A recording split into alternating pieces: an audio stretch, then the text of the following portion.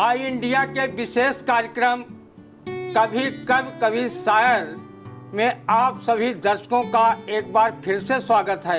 मैं हूं ज्ञान प्रकाश सिंह प्रतीक। आज हमारे साथ स्टूडियो में मौजूद हैं युवा कवि आलोक जी। बहुत ही सुंदर लिखते हैं और इनके पिताजी का नाम श्री बबलू है और इनकी शैक्षिक योग्यता जो है स्नातक है और उनका निवास स्थान लालपुर शाहपुर नरही सीतापुर में है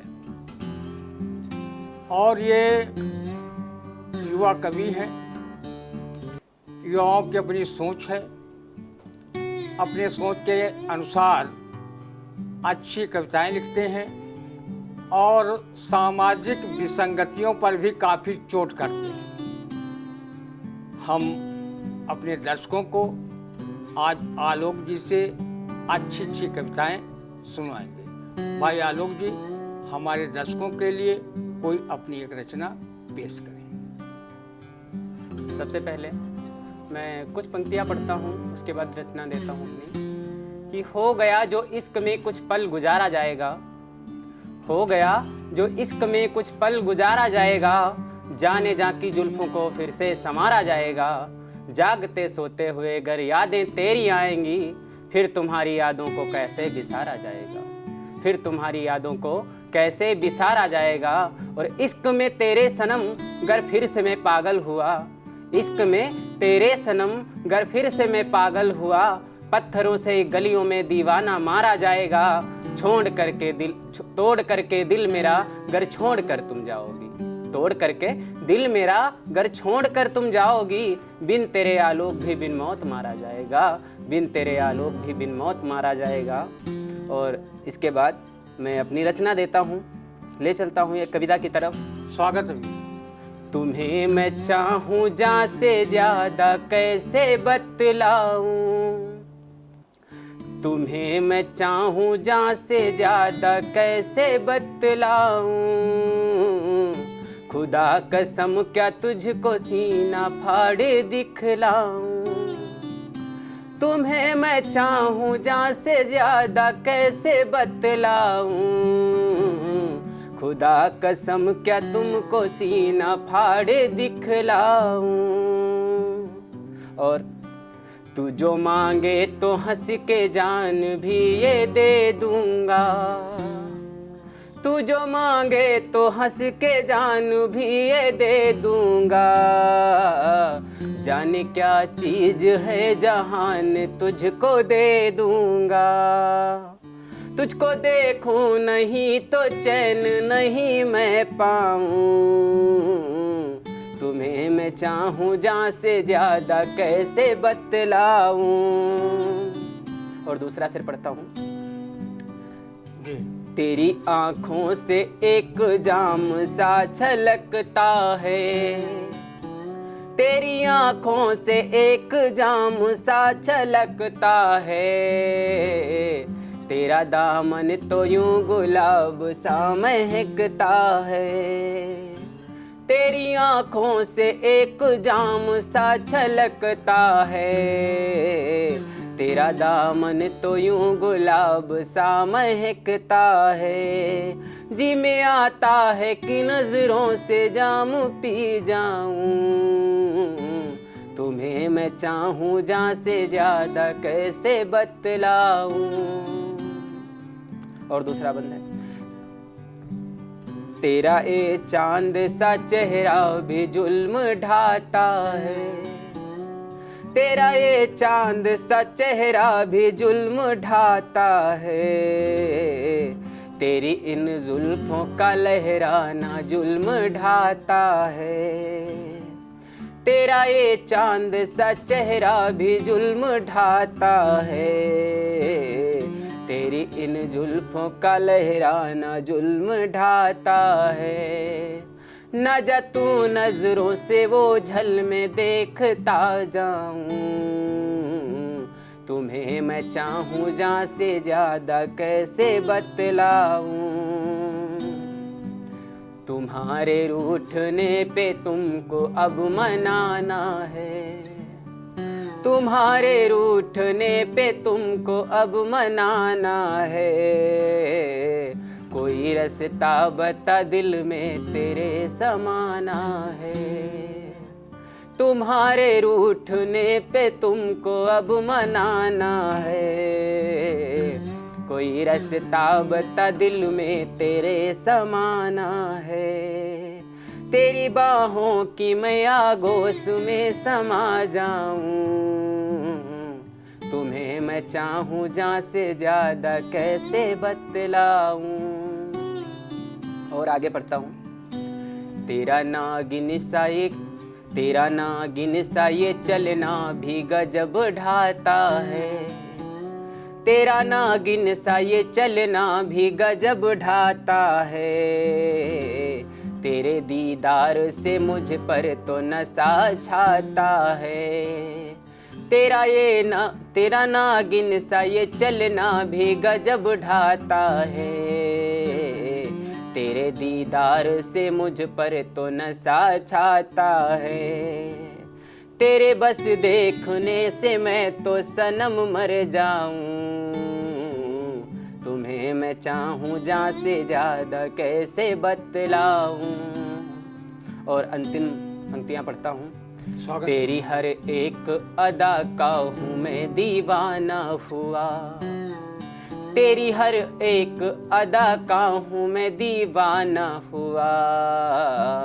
कोई रास्ता करके मैं प्यार तुझसे खुद से भी बेगाना हुआ। तेरी हर एक अदा का हूँ मैं दीवाना हुआ, करके मैं प्यार तुमसे खुद से भी बेगाना हुआ। मैं तेरे इश्क का मारा हूँ अब कहाँ जाऊँ, तुम्हें मैं चाहूँ जान से ज्यादा कैसे बतलाऊँ। तुम्हें मैं चाहूँ जान से ज्यादा कैसे बतलाऊँ। तुम्हें मैं चाहूँ दिल से ज़्यादा मैं क्या बतलाऊँ। अभी आप सुन रहे थे युवा कवि आलोक को, जो अपना गीत सुना रहे थे बहुत ही अच्छे शब्दों में और तरन्नुम के साथ सुनाया। आप लोगों को ज़रूर आनंद आया होगा। और हम इनके बारे में बता दें कि अन्नपूर्णा साहित्य संगम जो साहित्य के लिए समर्पित संस्था इस जनपद की है, और उसके इस समय अध्यक्ष जो हैं महफूज रहमानी जी हैं, और वो जो है नवोदित कवियों को ये संस्था बहुत जोड़ने का काम कर रही है। उनके मार्गदर्शन में ये अच्छे अच्छे कवि और शायर इस संस्था से निकल कर के देश प्रदेश में सीतापुर धरा की साहित्यिक खुशबू को बिखेर रहे हैं। बहुत ही गर्व होता है जब लोग बताते हैं कि हम अन्नपूर्णा साहित्य संगम में अनवरत उससे जुड़े हैं, और हर रविवार को काव्य गोष्ठी वहाँ होती है, उसमें हम शिरकत करते हैं। और इसके साथ ये अन्य संस्थाओं से भी जुड़े हैं, और इनको समय समय पर सम्मानित भी किया गया है। हम चाहेंगे कि आलोक जी कोई अपने मनपसंद की रचना हमारे दर्शकों को पेश करें, हम भी आनंदित हों, हमारे दर्शक भी आनंदित हों। जी बिल्कुल।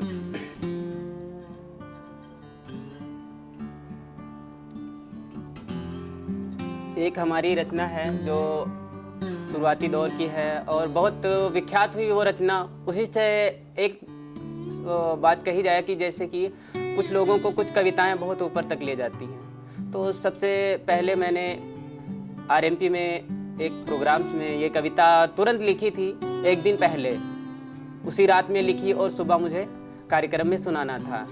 तो मैंने देश की नारी शक्ति के ऊपर, बेटियों के ऊपर ये कविता लिखी। मैं आप लोगों को सुनाना चाहूँगा कि डिजिटल इलेक्ट्रिक में दुनिया हुई है पागल, मशीनों से गर्भ में है क्या ये जान लेते हैं। डिजिटल इलेक्ट्रिक में दुनिया हुई है पागल, मशीनों से गर्भ में है क्या ये जान लेते क्या हैं। बात। और बेटा हो गर्भ में तो खुशियां मनाते सभी, बेटियों को क्यों गर्भ में ही मार देते हैं। यहाँ पे एक मेरा प्रश्न है कि बेटियों को क्यों गर्भ में मार दिया जाता है, बल्कि हमारा समाज इतना पढ़ा लिखा है कि बेटा हो गर्भ में तो खुशियां मनाते सभी, बेटियों को क्यों गर्भ में ही मार देते हैं। और जिस दिन जान ले कि बेटी ही गर्भ में है, जिस दिन जान ले कि बेटी ही गर्भ में है, पत्नी से हाय महाभारत छेड़ देते हैं, पत्नी से हाय महाभारत छेड़ देते हैं। और बार बार बेटियों को जन्म देने से सिर्फ कुछ तो निकम्मे अपनी पत्नी छोड़ देते हैं, बार बार बेटियों को जन्म देने से सिर्फ कुछ तो निकम्मे अपनी पत्नी छोड़ देते हैं। और कितनी बहुएं बिटियां रोज मार दी जाती हैं, कितनी बहुएं बिटियां रोज मार दी जाती हैं, कितनों के पति उनसे मुंह मोड़ लेते हैं, कितनों के पति उनसे मुंह मोड़ लेते हैं। और डिजिटल इलेक्ट्रिक में दुनिया हुई है पागल, मशीनों से गर्भ में है क्या ये जान लेते हैं, मशीनों से गर्भ में है क्या ये जान लेते हैं। और आगे का बंद सुनिएगा जी, स्वागत है। कि आज जिन्हें मम्मी मम्मी कहते नहीं थकते हो, आज जिन्हें मम्मी मम्मी कहते नहीं थकते हो, कभी तो वो माँ किसी की बेटी ही रही होगी। अरे आज जिन्हें मम्मी मम्मी कहते नहीं थकते हो, कभी तो वो माँ किसी की बेटी ही रही होगी। और लोग कहते हैं बहुएं घर की लक्ष्मी है होती, कभी ना कभी वो बहू बेटी ही रही होगी। और बेटियों को इसी तरह गर्भ में ही मार दोगे, अपना ही भविष्य अंधकार में ले जाओगे।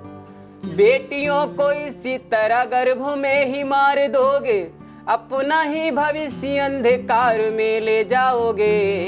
बेटी घर बचाओगे तभी तो बहुएं पाओगे, बेटी घर बचाओगे तभी तो बहुएं पाओगे, वरना क्या बहुएं डाउनलोड करके लाओगे। बेटी घर बचाओगे तभी तो बहुएं पाओगे, वरना क्या बहुएं डाउनलोड करके लाओगे।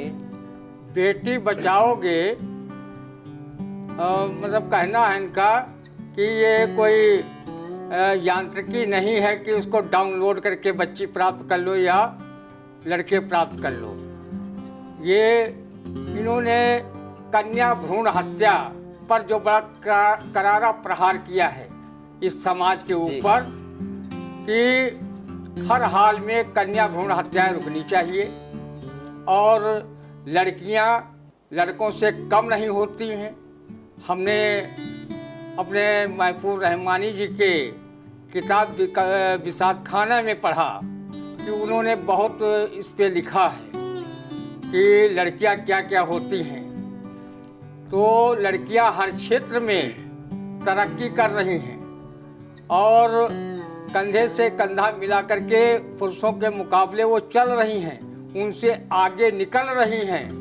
और अगर लड़कियों को पेट में ही मारा जाएगा तो आगे चल करके पूरा समाज ही नष्ट हो जाएगा, पूरी संस्कृति ही नष्ट हो जाएगी। क्योंकि लड़की माँ होती, दादी होती है, बहन होती है, मौसी होती है, पता नहीं कितने रिश्ते होते हैं और कितना बड़ा परिवार लड़की बनाती है।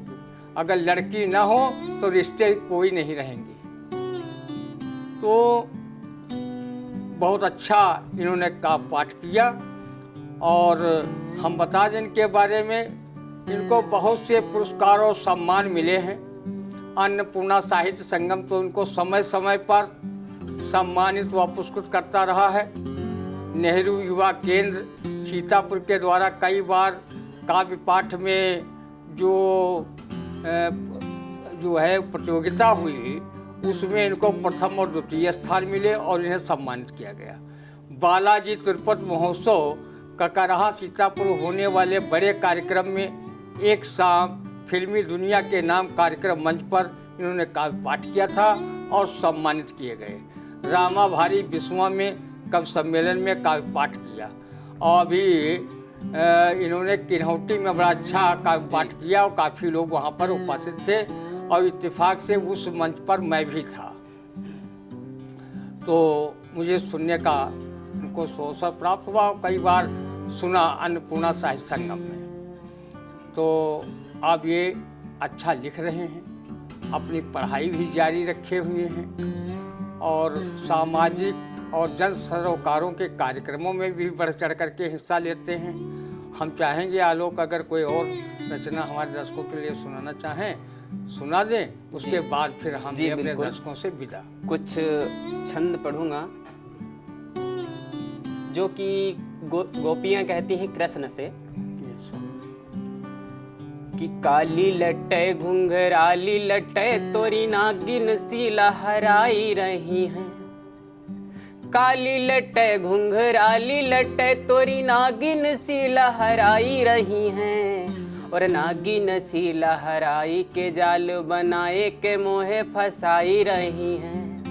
गोपियां कह रही है कृष्ण से कि काली लट्टे घुंघराली लट्टे तोरी नागिन सी लहराई रही हैं और नागिन सी लहराई के जाल बनाए के मोहे फसाई रही हैं। और आंखें तिहारी की आखिन भाषा के आखिन से ने बताई रही हैं। आंखें तिहारी की आखिन भाषा के आखिन से ने बताई रही हैं। कौन डिठाई छप छिपी मन मा कान्हा आंखें तोरी दरसाई रही हैं। कौन डिठाई छिपी मन मा कान्हा आंखें तोरी दरसाई रही हैं। और क्या कहती हैं कि बाहर से सब बातें करो कछु अंदर की तुम बात करो ना।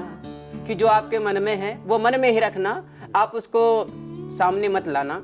कि बाहर से सब बातें करो कछु अंदर की तुम बात करो ना। दूरी खड़े रहियो हमसे मोरे अंगों में हाथों लगाई दियो ना। और प्रीति करो जो निभाई सक्यो ना तो बीच में वाद विवाद के हो ना। प्रीति करो जो निभाई सक्यो ना तो बीच में वाद विवाद के हो ना। और प्रेम की लागी है सच्ची लगन तो से बादी माँ पिया प्रतिघात के हो ना। प्रेम की लागी है सच्ची लगन पिया बादी माँ तुम प्रतिघात के हो ना।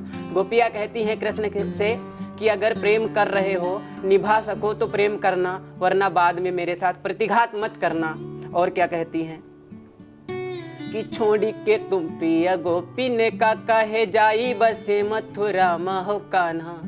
कहती है ब्रज में इतनी सारी गोपियां हैं फिर भी आप जाकर के ब्रज में बस गोकुल में बस गए, उसमें मथुरा में बसे हो। क्या कारण है, क्या कारण है आखिर जो आ नहीं रहे हो मथुरा से, क्या कारण है? कि छोड़ी के तुम प्रिय गोपी ने का काहे जाई बसे मथुरा माहो कान्हा। कौन सी हो गई भूलो मेरे से कि आई के मोहन मोहे बताना।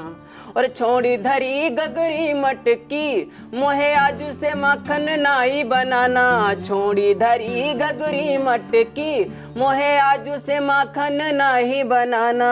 और लौटे के आ जाओ कृष्ण कन्हाई ने तोरे बिना हमको मरी जाना।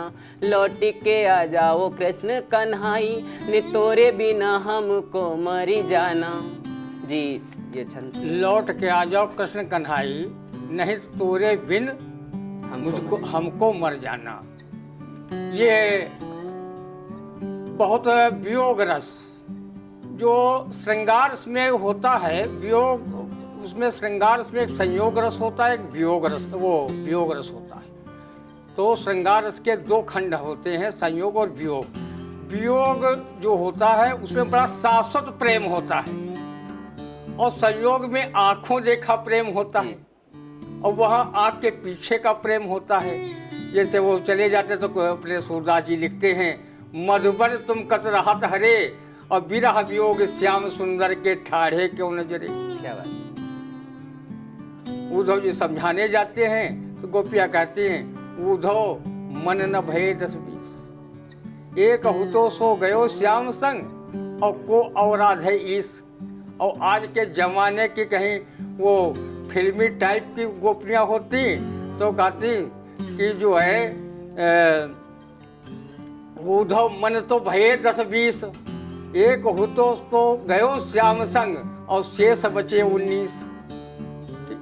बहुत अच्छा काव्य पाठ किया युवा कवि आलोक जी ने, और हमें पूरी उम्मीद है कि हमारे दर्शकों को इनका काव्य पाठ बहुत पसंद आएगा। और हम सबसे अपील करते हैं कि वो चैनल को सब्सक्राइब कर लें, लाइक करें, कमेंट करें, शेयर करें। और आलोक जी, आप हमारे स्टूडियो में आए, बहुत अच्छा लगा, और इसके लिए आपको आई इंडिया परिवार की ओर से बहुत बहुत साधुवाद, धन्यवाद। और आपका भी आभार, आपने हमें आमंत्रित किया।